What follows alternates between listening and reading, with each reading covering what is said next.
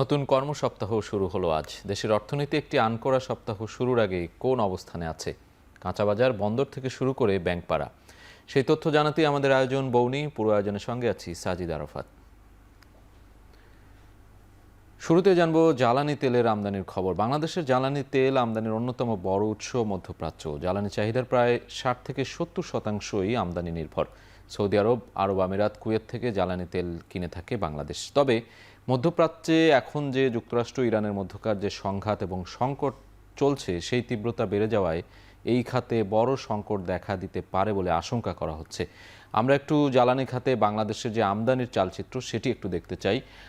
2024-25 অর্থবছরে জ্বালানি যে আমদানি, সেখানে আমরা দেখতে পাচ্ছি এলএনজি, যার বড় একটি উৎস কাতার, এবং সেখান থেকে 2.46 মিলিয়ন টন অর্থাৎ 40 কার্গো এলএনজি জ্বালানি আমদানি করেছে বাংলাদেশ।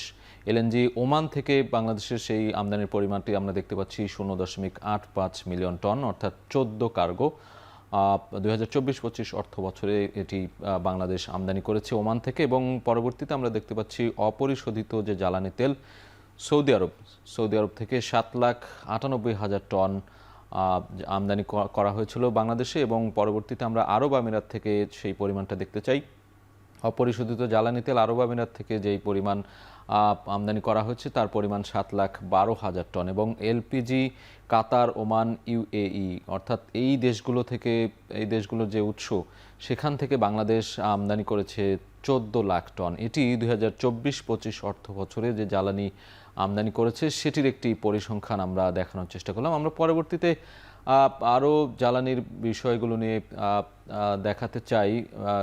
কিছু তথ্য রয়েছে এখানে। ইরান, যুক্তরাষ্ট্র, ইসরায়েল যে সংঘাত চলছে, সেখানে এই মুহূর্তে আলোচনায় এসেছে হরমুজ প্রণালী, এবং হরমুজ প্রণালী বন্ধ হলে তেলের দাম ছাড়াতে পারে $100, সেটি ধারণা করা হচ্ছে। এবং এরই মধ্যে বিশ্বব্যাপী কিন্তু এই জ্বালানি তেলের উপরে যে একটি চাপ, সেই চাপ কিন্তু পড়তে শুরু করেছে। এবং আমরা একটু দেখতে চাই, অপরিশোধিত তেল দাম ব্যারেল প্রতি 95 থেকে বেড়ে $110 উঠতে পারে, এটি আশঙ্কা করা হচ্ছে এই যুদ্ধের কারণে। এবং ইরানে দৈনিক তেল উৎপাদন প্রায় 33 লাখ ব্যারেল।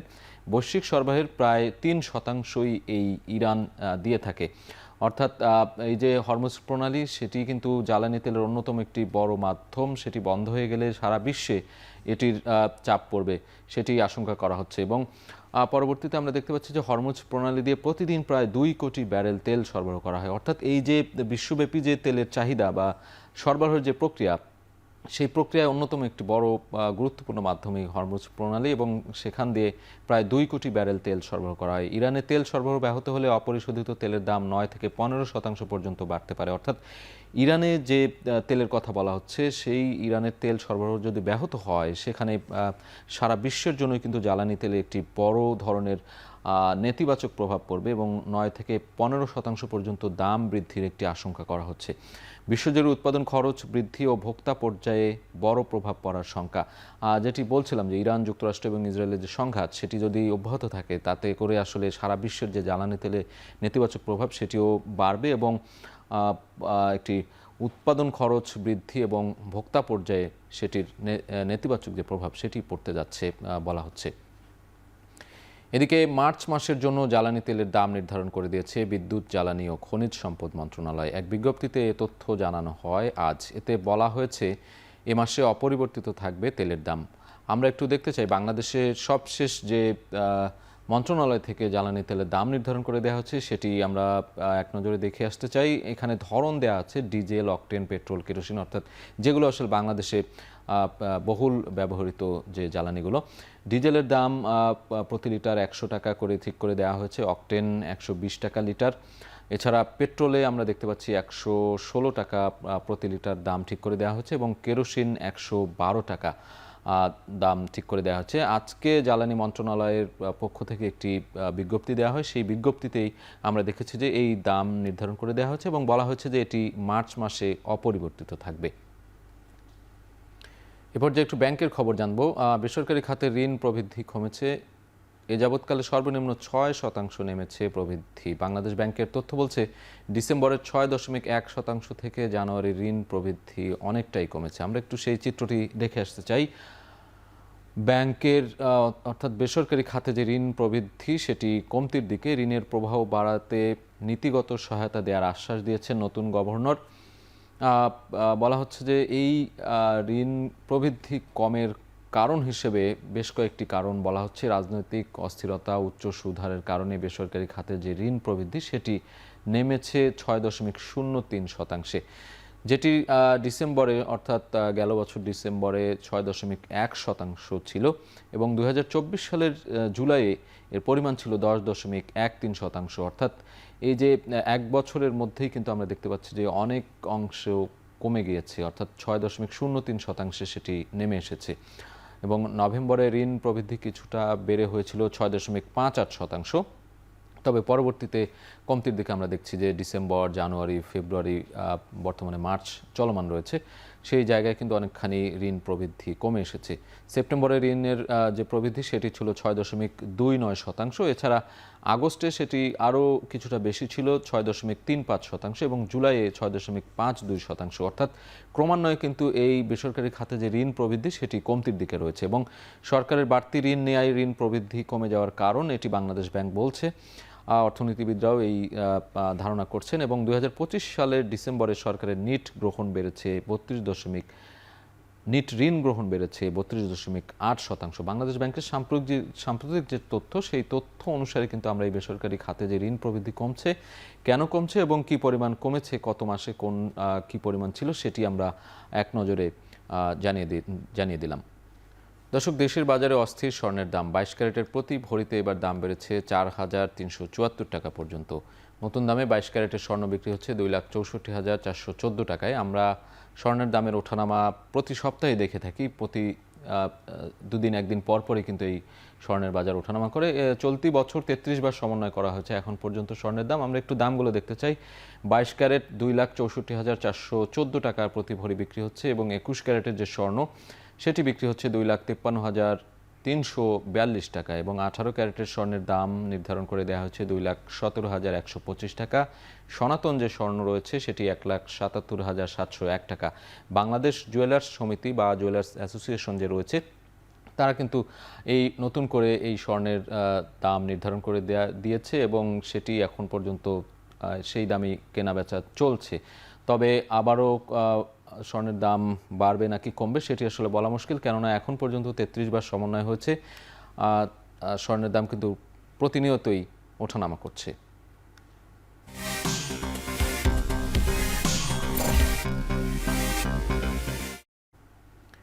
সপ্তাহের শুরুর দিনে লেনদেন চলছে ঢাকা স্টক এক্সচেঞ্জ ডিএসইতে। লেনদেনের সবশেষ অবস্থা জানতে এক নজরে দেখে নেব আমরা ডিএসইর ওয়েবসাইট। আজকে সপ্তাহের প্রথম দিন এবং এখন 1:38, দুপুর 2:30 পর্যন্ত লেনদেন চলবে। আমরা যেটি দেখছি এখন পর্যন্ত মার্চের 1 তারিখ আজকে তিনটি যে সূচক, প্রধান সূচক সহ অন্যান্য যে সূচকগুলো, সেগুলো কিন্তু নিম্নমুখী। বলা হচ্ছে যে যুদ্ধের যে একটি প্রভাব, ইরান, যুক্তরাষ্ট্র এবং ইসরায়েলের যে বিষয়টি এখন চলছে বিশ্বব্যাপী, সেটির প্রভাব পড়েছে বিশ্বের বিভিন্ন দেশের শেয়ার বাজারে। তার থেকে কিন্তু বাংলাদেশও ব্যতিক্রম নয়। আমরা দেখতে পাচ্ছি সকাল থেকেই ডিএসই এক্স ইন্ডেক্স অর্থাৎ প্রধান যে পুঁজিবাজারের সূচক, সেটি 5,466 পয়েন্ট রয়েছে এখন পর্যন্ত এবং সেটি নিম্নমুখী। ডিএসই এস ইন্ডেক্স অর্থাৎ সরিয়াভিত্তিক যে লেনদেন 1,090 পয়েন্ট রয়েছে সূচক এবং ডিএস30 ইন্ডেক্সে আমরা দেখতে পাচ্ছি 2,119 পয়েন্ট রয়েছে। এখন পর্যন্ত যদি আমরা দেখি 344টি কোম্পানির শেয়ারের দর কমেছে অর্থাৎ নিম্নমুখী, বেড়েছে মাত্র 33টি কোম্পানির শেয়ারের দাম এবং অপরিবর্তিত রয়েছে 12টি কোম্পানির শেয়ারের দর। আমরা যদি একটু গত সপ্তাহের সাথে তুলনা করি, অর্থাৎ গেল সপ্তাহের যে শেষ কার্যদিবস, সেখানে কিন্তু 3টি সূচকে আমরা দেখতে পাচ্ছি ঊর্ধ্বমুখী ছিল এবং 947 কোটি টাকা লেনদেন হয়েছিল। সেই লেনদেনের পরিমাণ আজকে দেখছি আমরা 743 কোটি টাকা, অর্থাৎ অনেকখানি কিন্তু কমে এসেছে এবং বলা হচ্ছে যে বিশ্বব্যাপী যে যুদ্ধের প্রভাব, সেটি শেয়ার বাজারে প্রভাব ফেলছে। এ পর্যায়ে দেখে নেব চলতি সপ্তাহে বেশ কয়েকটি কোম্পানির পর্ষদ সভা অনুষ্ঠিত হতে যাচ্ছে। পুঁজিবাজারে তালিকাভুক্ত কোম্পানির যে পর্ষদ সভার তালিকা, সেটি এক নজরে দেখে আসতে চাই। এই সপ্তাহে যে পর্ষদ সভা যে কোম্পানিগুলো রয়েছে, আমরা 3টি কোম্পানির নাম দেখতে পাচ্ছি। ব্রিটিশ আমেরিকান টোবাকো 2 মার্চ দুপুর 2টায় তাদের পর্ষদ সভা অনুষ্ঠিত হবে। ইউনিলিভার কনজিউমার 5 মার্চ বিকেল 3টায় এবং লাফার্জ হোলসিম পিএলসি তাদের পর্ষদ সভা অনুষ্ঠিত হবে 11ই মার্চ। অর্থাৎ এই পর্ষদ সভার মাধ্যমে কিন্তু এই কোম্পানিগুলো তাদের যে বার্ষিক হিসেব নিকাশ কিংবা যে পরিসংখ্যান সেগুলো তুলে ধরে থাকে।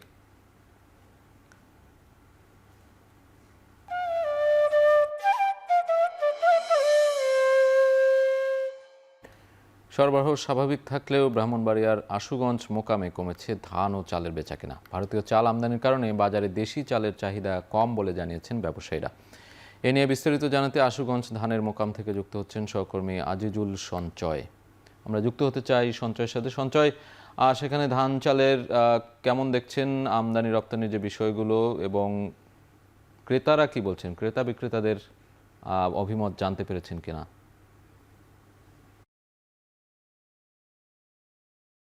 সাজিদ, আশুগঞ্জের মেঘনাপাড়ের এই মুকামটি দেশের পূর্বাঞ্চলের সবচেয়ে বৃহৎ ধানের মুকাম এবং এই মুকামকে ঘিরেই কিন্তু এই ব্রাহ্মণবাড়িয়াতে প্রায় 250 মতো চালকল গড়ে উঠেছে।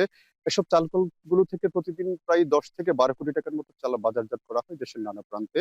তবে আমরা যেটি দেখতে পাচ্ছি যে এই রমজান মাস শুরু হওয়ার পর থেকে কিন্তু চালের চাহিদা কিছুটা কমেছে, যার ফলে স্বাভাবিকভাবেই কিন্তু এই যে ধানের মুকাম এখানে বেচাকেনা কমে গেছে। সব মিলে প্রায় 40% পর্যন্ত ধানের বেচাকেনা কমেছে বলে এখানকার ব্যবসায়ীদের কাছ থেকে আমরা তথ্য পেয়েছি। এছাড়া চালের বাজারেও কিন্তু একটি অস্থিরতা কাজ করছে। এখানকার যারা আসলে চালের ব্যবসায়ী আছেন তারা বলছেন যে এখন বাজারে কিন্তু ভারতীয় চালও পাওয়া যাচ্ছে। স্বাভাবিকভাবেই আসলে ভারতীয় চালের তুলনায় কিন্তু দেশীয় চালের বাজার কিছুটা বেশি। যার ফলে আসলে এখন দেশীয় চালের প্রতি ক্রেতাদের আগ্রহ কিছুটা কম। সেজন্য দেশীয় চালের বাজারও কিছুটা কম বলে আমাদেরকে জানিয়েছে। এবং আমি যদি আপনাকে আজকের বাজার দর সম্পর্কে বলি, আজকে এই আশুগঞ্জ মোকামে এখানে 2 ধরনের ধান পাওয়া যাচ্ছে। বিআর 29 এবং মোটা ধান। তার মধ্যে বিআর 29 ধান বেচাকেনা হচ্ছে 1340 থেকে 1350 টাকা মন। এছাড়া মোটা ধান বিক্রি হচ্ছে 1060 থেকে 1070 টাকা মন দরে। এছাড়া 28 ধানটি কিন্তু একেবারেই কম পাওয়া যাচ্ছে, সেটিও 1500 টাকা মন পর্যন্ত বেচাকেনা হতে আমরা দেখেছি।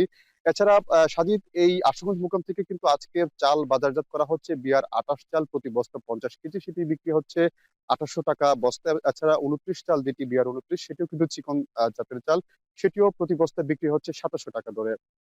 তবে এখানকার যারা ব্যবসায়ী আছেন তারা বলছেন যে রোজার মাস রোজার মাস হওয়ার কারণে কিন্তু এমনিতে আসলে স্বাভাবিকভাবেই চালের চাহিদা কিছুটা কম থাকে। এছাড়া বাজার যেহেতু এখন ভারতীয় চালও পাওয়া যাচ্ছে, সেজন্য কিন্তু দেশীয় চালের বাজার কিছুটা কম। তবে তারা আশা প্রকাশ করছেন যে যদি এই রোজা শেষ হয়ে গেলে পরে তখন কিন্তু চালের চাহিদা কিন্তু কিছুটা বাড়তে পারে। তখন সেক্ষেত্রে চালের বেচাকেনা বাড়বে এবং এই যে ধানের বাজার এখন যে ধান যে কম বিক্রি হচ্ছে সেটাও কিন্তু কিছুটা বাড়বে বলে তারা আশা প্রকাশ করছেন। তো সাজিদ, আমার কাছে এই ছিল আশুগঞ্জ বুকাম থেকে এখানকার ধান চালের বাজার দর সংক্রান্ত সবশেষ খবর। ব্রাহ্মণবাড়িয়ার আশুগঞ্জ থেকে সরাসরি যুক্ত ছিলেন সহকর্মী আজিজুল সঞ্চয়।